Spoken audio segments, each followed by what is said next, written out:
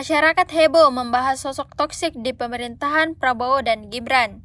Bermula dari komentar Menteri Koordinator Kemaritiman dan Investasi Luhut Binsar Panjaitan.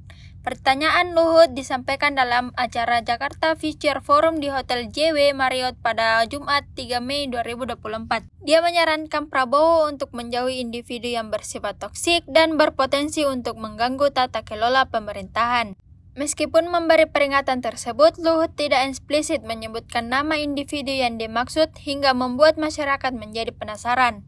Penggunaan istilah toksik ketika diterapkan pada seseorang menunjukkan seseorang dengan karakteristik yang berbahaya atau jahat. Pernyataan Luhut telah memicu berbagai respon dari berbagai kalangan, dengan beberapa mengulangi kekhawatiran sementara yang lain mencari kejelasan mengenai definisi toksik dalam konteks ini. Herman Khairon, Ketua DPP Partai Demokrat, sepakat dengan kata-kata Luhut. Herman mendorong Prabowo Gibran untuk berhati-hati dalam memilih personel atau administrasinya. Namun demikian, dia mengaku tidak tahu jelas definisi toksik yang disebutkan Luhut.